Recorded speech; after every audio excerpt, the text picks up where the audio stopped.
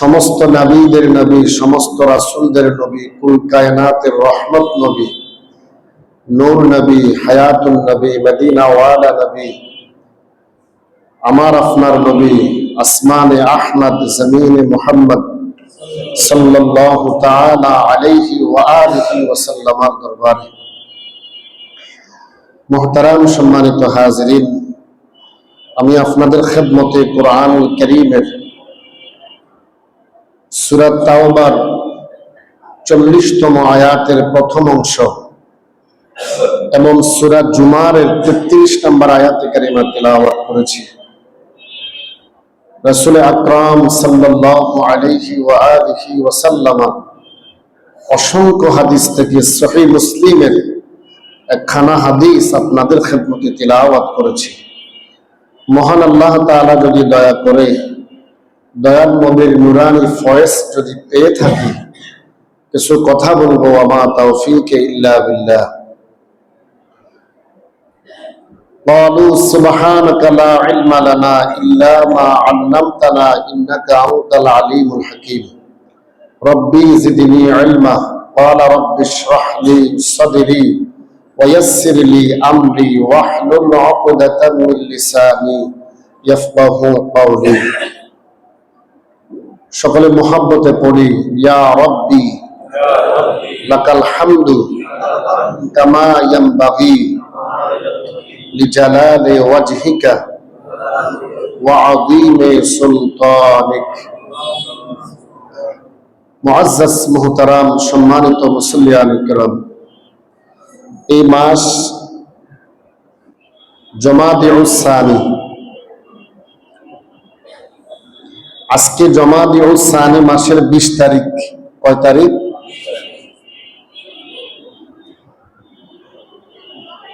13 হিজরি জমাদিউস সানি মাসের 22 তারিখে এই জমিন থেকে বিদায় নিয়েছেন একজন নবীদের পরে সর্বশ্রেষ্ঠ মানুষ, নাম হযরতে আবু বকর সিদ্দিক রাদিয়াল্লাহু তাআলা।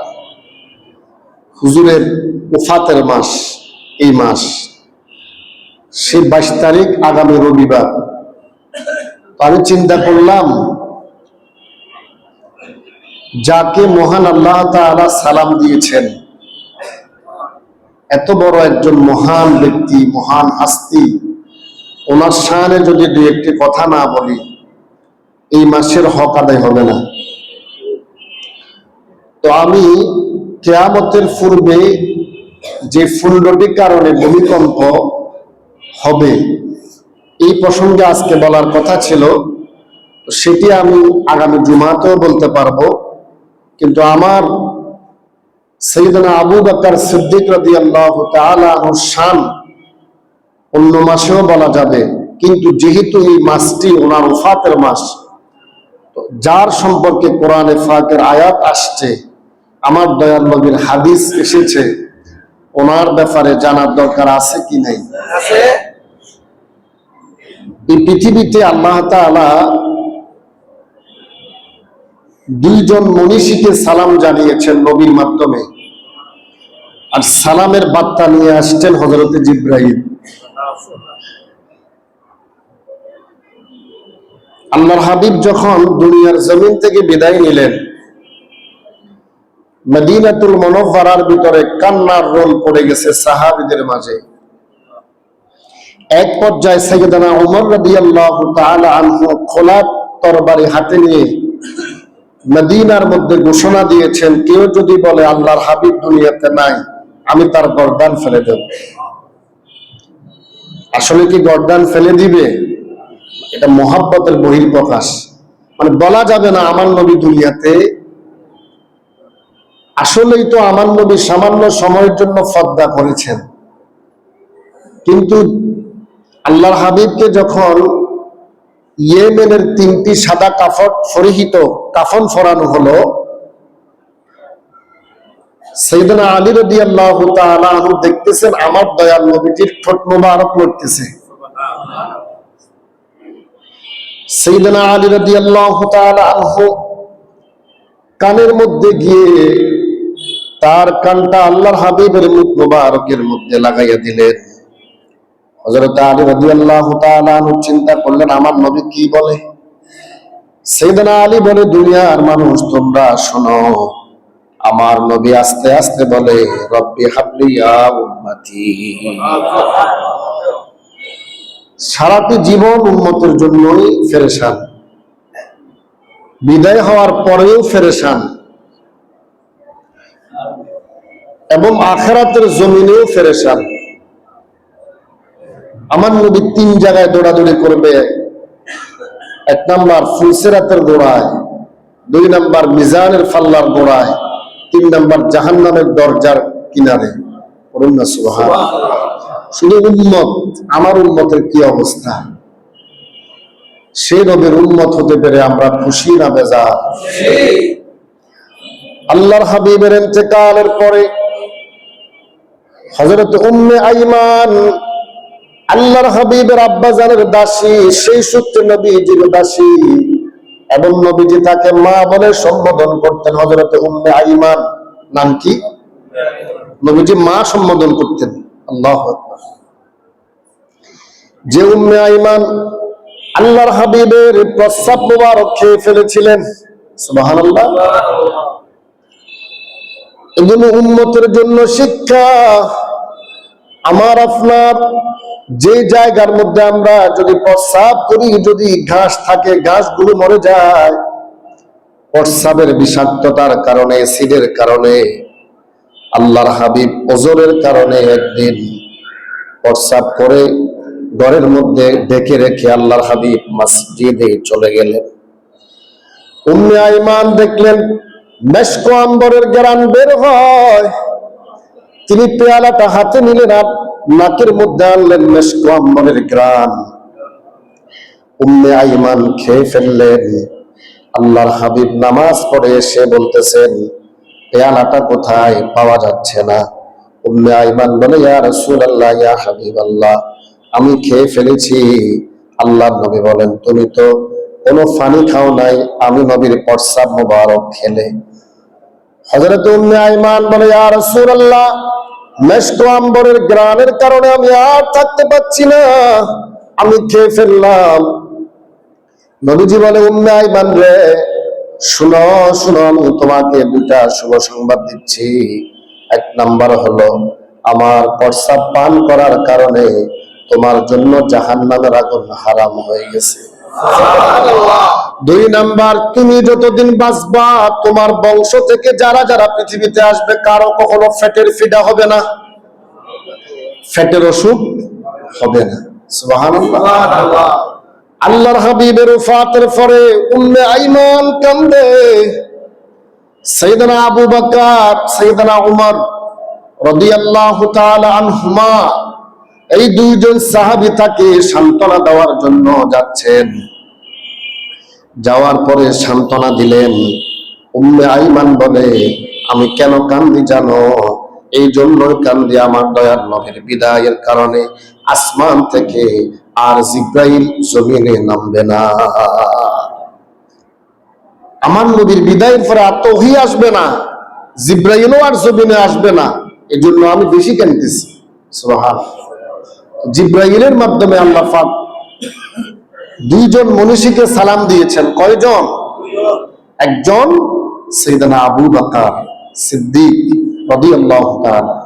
2 নাম্বার, সবাই বলেন আমার মা, বলেন হযরত খাদিজা রাদিয়াল্লাহু তাআলা। এই মায়ের সন্তান হওয়া তো সৌভাগ্যের বিষয়, ঠিক না? আমার মাকে আল্লাহ পাক সালাম দিয়েছে। সাইয়েদনা আবু বকর তিনি কেমন মানুষ? হাদিসে পাকের মধ্যে আল্লাহর হাবিব বলেন, وقال رسول الله صلى الله عليه وسلم أفضل الناس بعد الأنبياء, নবীদের পরে এই পৃথিবীর মধ্যে সর্বশ্রেষ্ঠ মানুষ হলেন আল্লাহর হাবিব বলেন আমার আবু বকর। বলুন না সুবহানাল্লাহ। হযরতে উমর ফারুক রাদিয়াল্লাহু তাআলা আনহু খেলাফতের আমলে, ওনার শাসন আমলে 2 দল তর্ক বিতর্কে লিপ্ত হলেন। কেউ বলে আবু বকর শ্রেষ্ঠ, কেউ বলে হযরত উমর শ্রেষ্ঠ। হায়াতুস সাহাবার মধ্যে ঘটনাটা আসছে। কার খেলাফত আমলে? হযরতে উমর ফারুক রাদিয়াল্লাহু তাআলা। এই সংবাদ যখন সাইয়েদনা উমরের কানে গেলেন, তাৎক্ষণিক তিনি বের হলেন, ওই দুই শ্রেণীর মানুষদেরকে থামাইয়া দিলেন। আর তিনি তাদের সামনে নসিহত শুরু করলেন, তোমরা কোন বিষয় নিয়ে তর্ক করতেছ? তোমরা কি জানো হযরতে সাইয়েদনা আবু বকরের মর্যাদা আল্লাহ পাক কেমন বাড়িয়ে দিয়েছে? শুনো তাহলে, শুধু আমি উমর না, আমার বংশের যারা যারা আছে, কিয়ামত পর্যন্ত আমার বংশ থেকে যারা আসবে, সবার আমল যদি এক পাল্লা দেওয়া হয়, আবু বকর সিদ্দিক রাদিয়াল্লাহু তাআলা আনহুর শুধু গারে সুরের মধ্যে আমার নবীর সাথে যে রাতগুলো অতিবাহিত করেছেন, ওই রাতের আমল যদি এক পাল্লা দেওয়া হয়, আমি উমরের বংশের চেয়ে আবু বকরের ওই রাতের ইবাদত আল্লাহর কাছে মর্যাদাপূর্ণ। আমরা বলে কি বলতাম, আমাকে বড় বলছে, আমাকে বড় বলছে। আমি যারা আমার বিপক্ষে ছিল তাদেরকে আমার কাজ ধমক দিয়া বন্ধ করে দিতাম, আমার পক্ষের গুলাকে কাছে টেনে নিতাম। আর সাইয়েদনা উমর দুই পক্ষকে থামিয়ে দিয়ে বলতেছেন, তোমরা কার বিষয়ে তর্ক করতেছো? তোমরা কি জানো সাইয়েদনা আবু বকরের মর্যাদা কেমন? শুধু আমি উমর নয়, আমার বংশ থেকে যারা আসছে, যারা কিয়ামত পর্যন্ত আসবে, তাদের আমল যদি এক পাল্লা দেওয়া হয়, সাইয়েদনা আবু বকরের হিজরতের রাতের আমলগুলো যদি এক পাল্লা দেওয়া হয়, আমি উমরের বংশের আমলের চেয়ে আবু বকরের ওই রাতের আমলগুলো আল্লাহর কাছে দামি।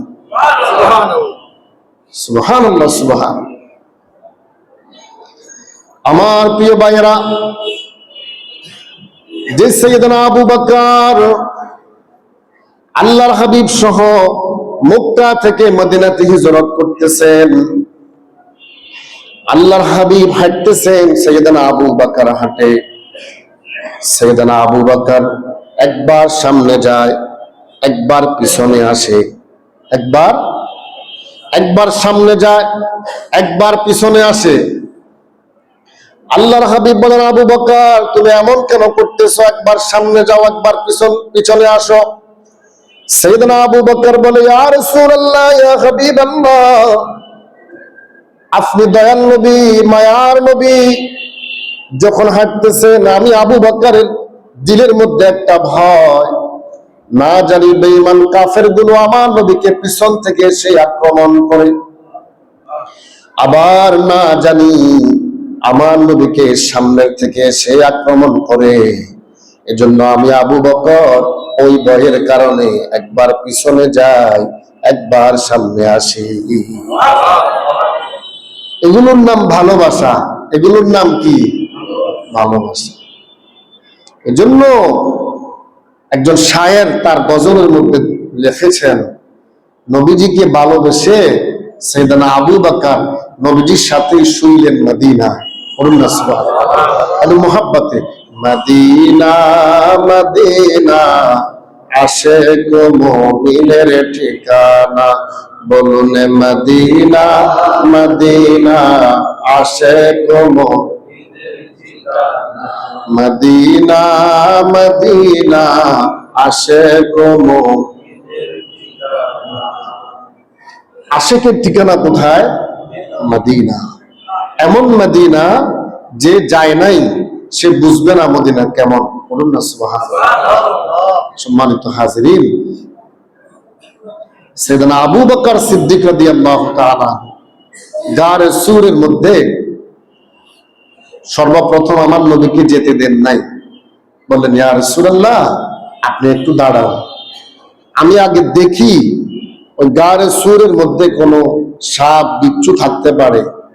তিনি গিয়ে প্রথমে পরিষ্কার করলেন, এরপরে অনেকগুলো গর্ত দেখা যাচ্ছে। কিতাবের মধ্যে লিখতেছে হুজুরের গায়ে একটা পাঞ্জাবি ছিল, অথবা কেউ বলেছেন চাদর ছিল। চাদরগুলো ছিঁড়ে ছিঁড়ে ছিঁড়ে ছিঁড়ে গর্তের মধ্যে দিয়ে দিলেন। এরপর আল্লাহর হাবিবকে ডাক দিলেন, ইয়া রাসূলুল্লাহ, আপনি আসেন।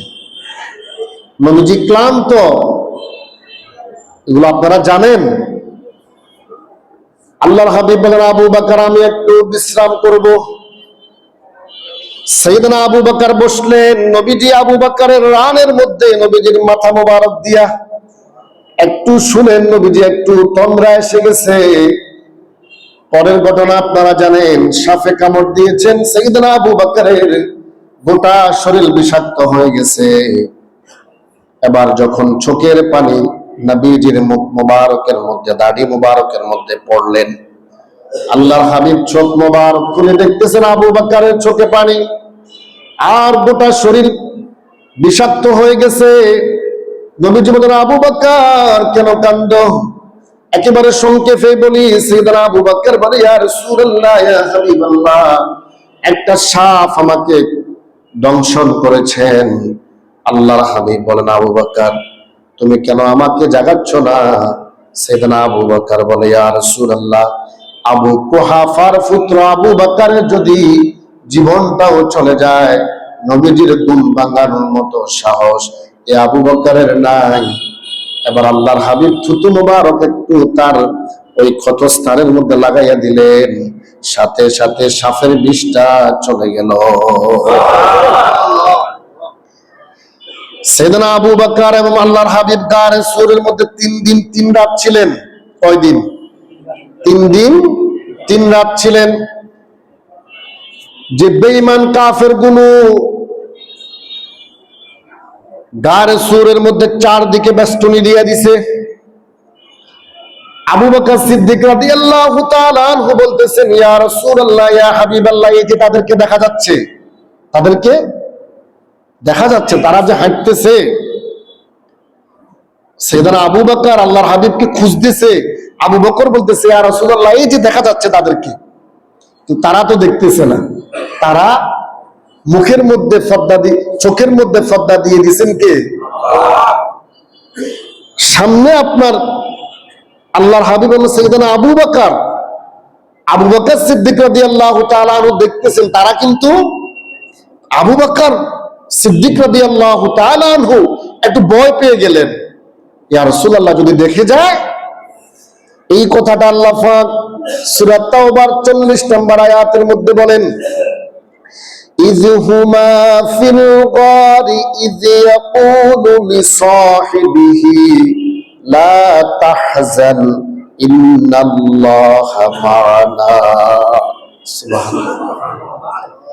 ইয, যখন, ইযহুমা, তারা দুইজন, ফিল গারে, গারে সূরের মধ্যে, ইয ইয়াকুলু লিসাহিবিহি, তার সঙ্গী বলতেছেন না, সাইয়েদনা আবু বকর বলতেছেন। আল্লাহ পাক কত সুন্দর করে কোরআনে পাকে বলতেছেন, আবু বকর বলতেছে, ইয়া রাসূলুল্লাহ, এই যে দেখা যাচ্ছে। নবীজি বলেন, লা তাহজান, ও আবু বকর, ভয় পেও না। আবু বকর, ভয় পেও না। এখানে শুধু আমি আর তুমি, আমরা দুজন না। আল্লাহর হাবিব বলেন, ইন্নাল্লাহা মা'ানা, শুধু আমরা দুইজন এখানে আছি তা না, তৃতীয় ব্যক্তি আমাদের সাথে মহান আল্লাহ তাআলা রয়েছেন। পড়ুন না সুবহানাল্লাহ। আবু বকর, কেন ভয় পাচ্ছ? এখানে তো আমরা দুইজন না, আমাদের সাথে কে আছে? ইন্নাল্লাহা মা'ানা, নিশ্চয় আমাদের সাথে আল্লাহ তো আছে। সুবহানাল্লাহ, সুবহানাল্লাহ। এই যে আমাদের দেশে মাদ্রাসা বাসা বলে দিছে, কবুতর এসে ডিম পেড়েছেন, এই জন্য মাদ্রাসার দামও বেড়ে গেছে, কবুতরের দামও বেড়ে গেছে। দাম মানে কি? সম্মান বেড়ে গেছে। আর টিকটিকি টিকটিক করার কারণে মানে কাফেরদেরকে বলতেছে এখানে কেউ আছে। আর হাদিস হয়ে গেছে, এক বাড়ি দিয়ে যদি কেউ টিকটিকি মারে, তার আমলনামায় 100 নাকি। এক বাড়ি দিয়ে যদি আপনি টিকটিকি মারতে পারেন, আপনার আমলনামা কয় নাকি? কেন? নবীর শানে বেয়াদবি করার কারণে। আর মাদ্রাসা জাল বুনে দিছে, এজন্য মাদ্রাসা মারা নিষেধ। কবুতর সেখানে ডিম পেড়েছেন, এজন্য কবুতরের ডিম খেলে আজকে বর্তমানে যারা সায়েন্টিফিক, যারা গবেষণা করে, তারা বলতেছে এটার মধ্যে এত শক্তি। সুবহানাল্লাহ, সুবহানাল্লাহ। যারাই ভালো মানুষের সাথে সংমিশ্রিত থাকে তারা ভালো হয়ে যায়, তাদের দাম বেড়ে যায়। কুস্তুরির সাথে সামান্য একটু কাদা থাকার কারণে কাদার মধ্যে কুস্তুরির ঘ্রাণ হয়ে গেছে। একজন কবি তার কবির ভাষা লিখতেছে, ও কাদা তোমার মধ্যে ঘ্রাণটা কিভাবে আসলো? বলে আমি কিছুদিন কুস্তুরির সাথে ছিলাম। তো ভালো মানুষের সাথে যদি আপনি চলেন আপনার মকাম বেড়ে যাবে, আর খারাপ মানুষের সাথে চলবেন মানুষ আপনাকে খারাপ ভাববে। এটাই দুনিয়ার নিয়ম। কথা বলেন। আল্লাহর হাবিব বলেন, আবু বকর কেন ভয় পাচ্ছ? আমাদের সাথে তো আল্লাহও আছে। আমি যে দ্বিতীয় নাম্বার আয়াত আপনাদের খেদমতে তিলাওয়াত করেছি, সাইয়েদনা আবু বকরের শানে আল্লাহ পাক আয়াত নাযিল করেন সূরা জুমার 33 নম্বর আয়াত। আল্লাহ পাক বলেন, ওয়াল্লাযী জাআ বিস-সিদকি ওয়া সাদ্দাকা বিহি উলাইকা হুমুল মুত্তাকুন। আল্লাহ পাক সার্টিফাই করতেছেন যিনি সত্য নিয়ে এসেছেন আর যিনি সত্যকে মেনে নিয়েছেন তারা হলেন মুত্তাকি। পড়ুন না সুবহানাল্লাহ। যিনি সত্য নিয়ে এসেছেন আর যিনি সত্যকে মেনে নিয়েছেন তারাই হলো মুত্তাকি, মানে ফরহেজগার, আল্লাহ ওয়ালা, দিনদার। পড়ুন না সুবহানাল্লাহ। এই আয়াতের ব্যাখ্যার মধ্যে লিখতেছেন, সত্য নিয়ে এসেছেন আল্লাহর হাবিব, আর সর্বপ্রথম নবীজি যার কাছে ইসলামের দাওয়াত পৌঁছিয়েছেন তিনি হলেন আবু বকর। ইসলামের দাওয়াত পাওয়ার সাথে সাথে এক সেকেন্ডও চিন্তা করেন নাই, নবীজির হাত মোবারকের সাথে হাত লাগাইয়া সাইয়েদনা আবু বকর বায়াত গ্রহণ করলেন। যিনি সত্য নিয়ে আসছে আর যিনি মেনে নিয়েছেন তারা মুত্তাকি। আল্লাহ পাক এই আয়াতটা কার শানে নাযিল করলেন? সাইয়েদনা আবু বকর। আল্লাহর হাবিবের ইন্তেকালের পরে মদিনার আনসারী কিছু সাহাবী, বনু সাকিফা গোত্রের সাহাবী, আনসারী সাহাবী। মদিনাতে দুই শ্রেণীর সাহাবী ছিল। এক শ্রেণী হলো আনসারী সাহাবী, দুই নাম্বার হলো মুহাজির সাহাবী। আনসারী হলো যারা মদিনার বাসিন্দা, মুহাজির হলো যারা বিভিন্ন দেশ থেকে আল্লাহর হাবিবের মহব্বতে, আল্লাহর মহব্বতে হিজরত করেছেন, তারা হলো মুহাজির সাহাবী। বনু সাকিফা গোত্রের আনসারী সাহাবীগুলো নবীজি ইন্তেকালের পরে এখনো নবীজির দাফন কাফন হয় নাই, তারা কথা উঠাইয়া দিলেন আল্লাহর হাবিবের পরে কে হবে প্রথম খলিফা? আল্লাহর হাবিবের পরে কে হবে প্রথম খলিফা? এই নিয়ে আনসারী সাহাবীরা বলে খলিফা হবে আনসারদের মধ্যে, আর মুহাজির সাহাবীরা বলে না, খলিফা হবে মুহাজির সাহাবীদের মধ্যে। তো সাইয়েদনা আবু বকর, সাইয়েদনা ওমর, সাইয়েদনা উসমান, সাইয়েদনা আলী রাদিয়াল্লাহু তাআলা আনহুম আজমাইন, এই চারজন তো জলিল কদর বড় বড় যে খোলাফায়ে রাশিদিন, চারজন সাহাবী, এরা চারজনে তো মুহাজির সাহাবী। এবার তারা আবার বললেন ঠিক আছে, একজন হবে আনসারের মধ্যে আরেকজন হবে মুহাজিরের মধ্যে। এগুলো নিয়ে তর্ক বিতর্ক চলতেছে। সেই জায়গায় উপস্থিত হলেন সাইয়েদনা ওমর। কে? হযরতে সাইয়েদনা ওমর রাদিয়াল্লাহু তাআলা আনহু উপস্থিত হলেন আর বলতেছেন তোমরা সবাই দাঁড়াও, একটু অপেক্ষা করো, স্টপ। তাদের সব কথাগুলো শুনলেন আর হযরতে ওমর রাদিয়াল্লাহু তাআলা আনহু সমাধান দিয়ে দিলেন, এরে মদিনার সাহাবীরা তোমরা শুনো, আল্লাহর হাবিব যে অসুস্থ হয়েছেন, মসজিদে নববীতে আল্লাহর হাবিব থাকা অবস্থায় 17 ওয়াক্ত নামাজের ইমামতি কে করেছেন? নবীজি থাকা অবস্থায় আল্লাহর হাবিব অসুস্থ। তোমরা বলো তো দেখি, মদিনাতে নবীজি থাকা অবস্থায় মসজিদে নববীতে ইমামতি কে করছে? সবাই বলে আবু বকর। বলুন না সুবহানাল্লাহ।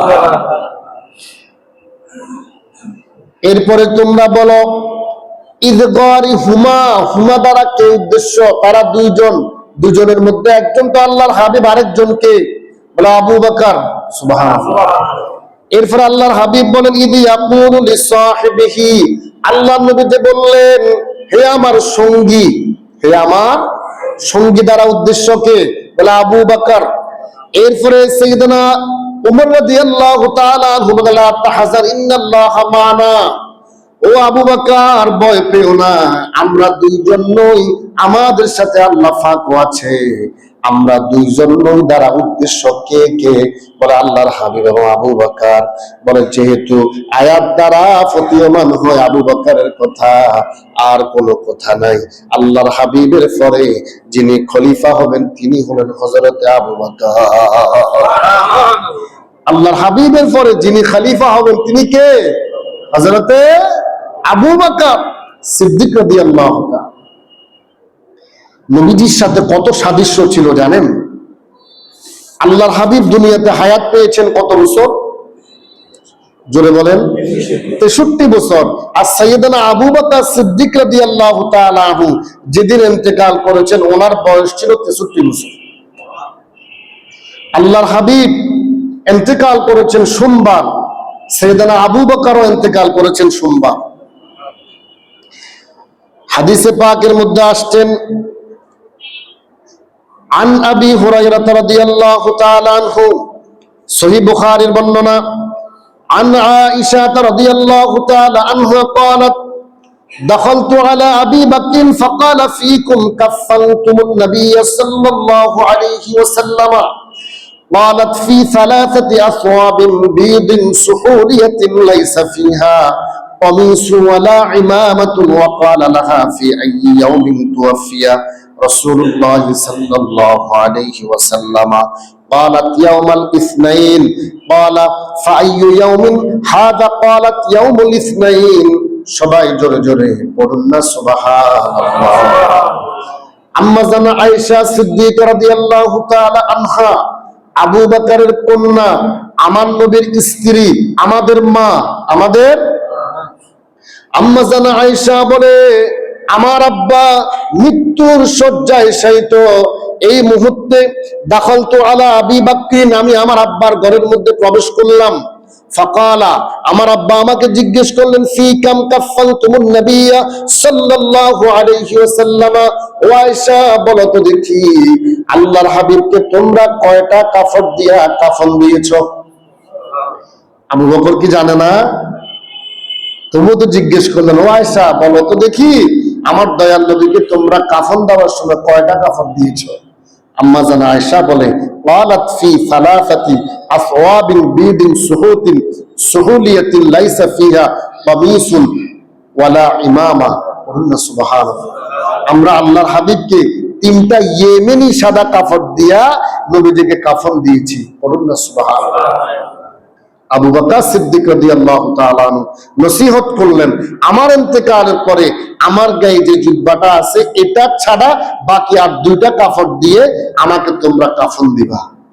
আম্মা জানা আয়েশা বলে আব্বা আপনার গায়ের যে জুব্বাটা তো ছিঁড়ে গেছে, ময়লা হয়ে গেছে, অথবা এটা পুরাতন হয়ে গেছে। দেখেন উম্মতের প্রতি কত দরদ। আবু বকর সিদ্দিক রাদিয়াল্লাহু তাআলা আনহু বলে আমার চেয়ে জীবিতদের নতুন কাপড় বেশি দরকার, অতএব আমার গায়ে যে জুব্বাটা আছে এটা এবং সাথে বাকি 2টা কাপড় দিয়ে আমাকে দাফন করবো। শুধু তাই না, এরপরে সাইয়েদনা আবু বকর বলে ওয়াকালা লাহা ফি ইয়াউমিন তুওয়াফিয়া রাসূলুল্লাহ সাল্লাল্লাহু আলাইহি ওয়াসাল্লাম, ওয়া আয়েশা আমার দয়াল নবী কোন দিন ইন্তেকাল করেছেন? সুবহানাল্লাহ। সহিহ বুখারী বর্ণনা। আম্মা জানা আয়েশা বলে قالت يوم الاثنين, ও আব্বা সেই আল্লাহর হাবিব সোমবার দিন দুনিয়ার জমিন থেকে বিদায় নিয়েছেন। এরপর আবু বকর বলে قال اي يوم هذا, আজকে কি বার? আজকে কি বার? আম্মা জানা আয়েশা বলে قالت يوم الاثنين, আব্বা আজকে সোমবার। এবার আবু বকর বলে সন্ধ্যার আগে আমার মৃত্যু হবে। বলুন না সুবহানাল্লাহ। ঠিকই সন্ধ্যার আগে ইন্তেকাল। আরেকটা ওসিয়ত রাতেই আমার দাফন সম্পন্ন করবা। বলুন না সুবহানাল্লাহ। মুহাব্বত দেখেছেন, এমনি তো শ্রেষ্ঠ মানুষ হয় নাই তিনি। সাইয়েদনা আবু বকর সিদ্দিক রাদিয়াল্লাহু তাআলা আনহুর শান যদি আমি আরো 2 ঘন্টাও বলি শেষ করা যাবে না।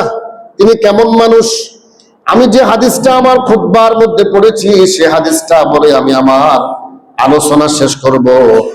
আন আবি হুরায়রা রাদিয়াল্লাহু তাআলা আনহু قال قال رسول الله صلى الله عليه وسلم من أصبح منكم اليوم صائما قال أبو بكر أنا فقال فمن تبع منكم اليوم جنازة قال أبو بكر أنا قال فمن أطعم منكم اليوم مسكينا قال أبو بكر أنا قال فمن عاد منكم اليوم مريضا قال أبو بكر أنا فقال رسول الله صلى الله عليه وسلم ما اجتمعنا في امرئ إلا دخل الجنة قلنا سبحان الله।